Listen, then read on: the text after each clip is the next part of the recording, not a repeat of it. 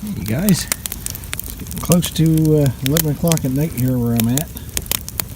I should be resting up, but I'm just chilling around the campfire because I've got something special planned for tomorrow.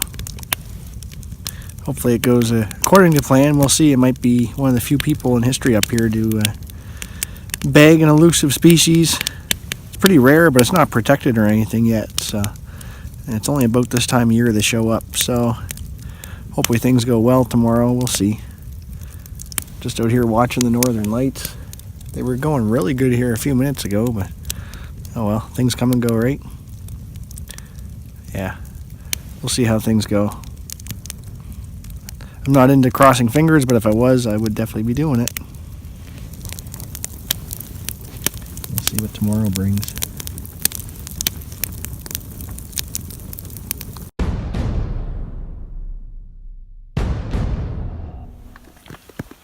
Hey guys, so we're going to try some, I'm not going to call them endangered, but rare northern peep hunting. And according to the regs this year, I've got July 1st, 2018 to June 30th, 2019. Woodchucks, ground squirrels, groundhogs, red squirrel, ptarmigan grouse, peeps, here we go.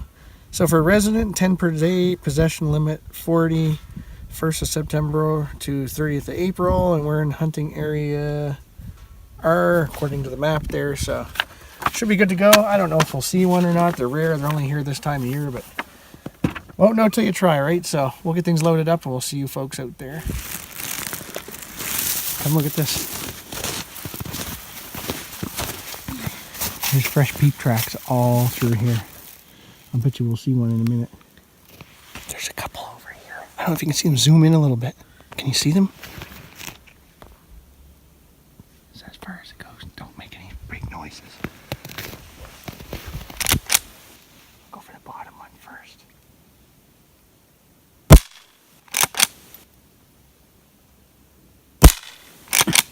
Oh, it didn't scare it.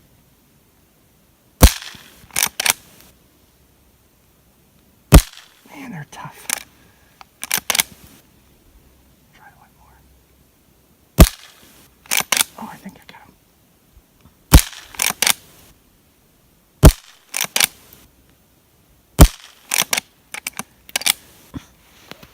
Pretty sure I did.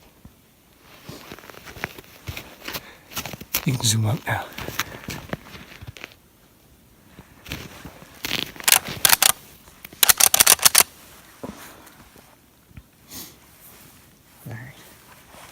Nothing's in there. Cool. Let's go get our birds. So we don't have to be quiet now. I got them. They're tough little things, though. Yeah.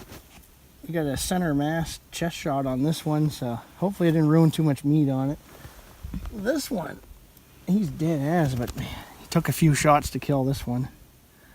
Alright, well, we'll see how much meat's left on them, but we'll go and get a little fire set up here, and I'll show you how I like to cook them. Other people do it differently, but how I feel, dress them and cook them. So we'll go get some firewood and get some rip-roaring here.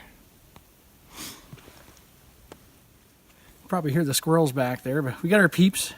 Barbara was scared to touch them with her bare hands. They get all full of guts and stuff, so she took them over with a couple sticks jammed in them. Anyways, it's been a while since I used the old miniature ferro rod I keep in my pocket, so let's see if it still works. Might be a little corroded. There we go. Just knocked down a little tree with the Sven saw, and we'll get our fire going, get some coals, and then we'll clean up our birds here while that's going on. And do a little cooking. What do you think, Barbara? Good day so far? Mm-hmm. When was the last time you got out hunting? Not recently. That's for sure. Okay, good little base for our fire there. Got a fair little bit of birch bark. So our birds here. Now you've probably seen me do grouse and ptarmigan where I'll step on the wings, I'll pull the wings out. Of course I'll do it the other way around with the feet facing me. Grab the feet and step on it. These are kind of like kiwi birds. They don't really have wings very much, so that's why you usually find them running along the ground and things like that. But what I like to do, there's a couple of ways you can do this. One, almost like a shrimp where you can break the head off. Just give it a little pinch, And twist like that. There's some of the guts coming out there. We can put the head off to the side. We do have a hole there from the round, so I'll probably take my pocket knife and clean that out. But you can even open this breast meat up a little bit. You'll find the organs are pretty hard to find, so don't worry about that. But you can make a small hole in there, and then we can roast it whole on the fire. They don't have feathers either, which is kind of strange up here in the wintertime. Maybe that's why they're rare, but you'll find the coating on the skin here almost gives it like a sweet sort of flavor as well. I don't know, can you see that? You might want to come down and check that out. Are you zoomed in? So same thing with this one. This one's got a little bit more damage. I was shooting subsonic, so he took a few hits there before he finally went down. This guy was actually pretty tough. So same thing you want to get, you'll feel the skull, and just in behind the skull there, yeah, there's that first cervical vertebrae. Just give that a pinch, pull and twist it, and usually should come off pretty much right away. Some people consider the head a delicacy, but I don't really like it that much. It's a little hard eating. You can make soup out of it, I guess. So I'm going to get these ones done up. We did get a couple more on the way in, but didn't bother showing any footage of that. It's kind of a pain in the butt when you don't have much camera juice. So I'll get the rest of them dressed up here pretty much the same way, and then we'll be good to go. So we'll see you guys again in a minute. Alright, so my big survival knife I left at home. I did take my Mora Companion HD, but I don't really need it for what I'm doing. Just a Swiss Army knife is fine. And just to prove my point, I'll even use the small blade on it. So someone's already busted this, that's why we're using it. But it's a green stick for cooking our peeps. If I put some tension on those fibers in the back, you can cut through a lot more than you would expect even with a small blade. To limit, I'm going to go from the butt end to the crown end, or from the bottom of these notches. Do you want to do two at once? Sure. Alright. So we'll go ahead and just thin this down a bit. Peeps are pretty fragile. It's surprising that they make it all the way here from their wintering grounds. There is a little bit of interesting, I want to say history behind them, but their story. So the Peeps start out their journey on Easter Island, and then they fly up here. They're only up here for about 2 days to mate, and then they fly all the way back to Easter Island.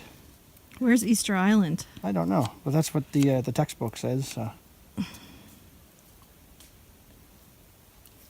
And they only have one natural predator, apparently, is the were-rabbit. So there's our Peep stick. Let's go try it out and see how that works. So we got our Peeps.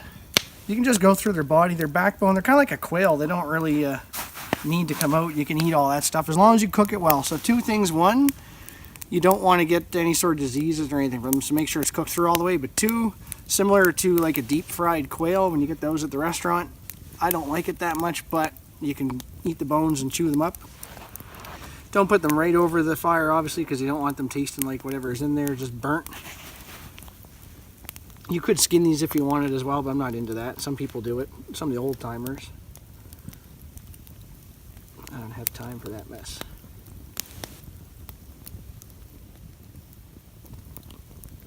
I like crispy skin. You like crispy skin on your Peep? Mm-hmm. Why don't you come in and stay warm? Do I see your finger? Mm-hmm.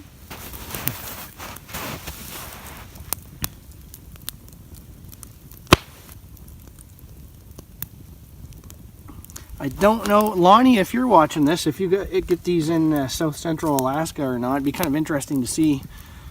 Their migratory route doesn't seem to have a very wide fan to it. It seems like a pretty direct vector that they take. So, if you've got any intel up there, let us know, Lonnie. That's Lonnie and Connie at Far North Bushcraft and Survival. But before I moved up here, I never saw them in the wild before. Well, I think it's getting there. They're only small. They don't need a whole long time to cook, which is great. I'd say it's a good survival food, but with the rarity of them, they're only in town here for about, what is it, 4 days, Barbara? Maybe 6 days if you're lucky, depending on the weather. And we figure we timed it pretty good this year. Oh, see that color that's starting to come? The skin on it is just starting to render down here. Don't want to overdo it. They're a bit of a delicacy. Ooh, I think they're almost there. I might eat them both myself because Barbara's been acting up a little bit here. Eat them both yourself. It looks so good, except one looks like it's starting to burn. No, they're pretty much perfect. So now, you have to let it rest or set for a little bit. If we were to eat this right now, there's a good chance we could injure ourselves. They do have a natural toxin in there to keep the were-rabbit from eating them. But the were-rabbit knows if it can get them warm and cool them down, it's good to go. It's probably why there's only one were-rabbit in existence. But, ooh. But once we cook those toxins out and let it settle back down and solidify again, then we should be good to go at that point. That might be another reason they're a bit of a delicacy. How's that look? So there's the, you can kind of see where his crop was in here, but there's where his head was. Oh man, that is pretty much perfect. I'm going to eat this one. Let's see guys, what do we think? That's worth walking out here for 4 days to find them. Does Barbara want one? Yeah, sure. I'll film for a bit then. Well, you don't need to film me eating it. Oh yeah. Watch out for the bones though. You gotta kind of chew them up a little bit. This stick stinks. Yeah, well. Is it worth hiking out for it? Yeah, it's like creme brulee. Sort of. Au naturel. A nice little cold bed going. So, like I say, we shot a couple more of them. I'm going to go through. We've got a couple of their little heads and 2 more to stick on here. So, until next time, from the Northwest Territories, you folks have a good one. Hopefully you'll get a chance to enjoy these before they actually get on the endangered species list here. You get all them tree huggers complaining, oh, there's not many of them left. So we'll enjoy it while we can. But we'll see you next time from the Northwest Territories. Take care, guys. This is something you don't see all the time here. That wasn't here earlier this year. Go inside and take a peek. Jeez. And just on the way out, we came across a teepee. And it's actually pretty well constructed for a tarp teepee. They got the ceiling here to keep some heat in. Little blanket door. I'm not going to say where this is at because I don't want somebody to come and wreck this on me. I think probably one of the trappers is here using it. I just thought it was something kids threw together at first, but it's actually not bad. So we'll leave it the way we found it.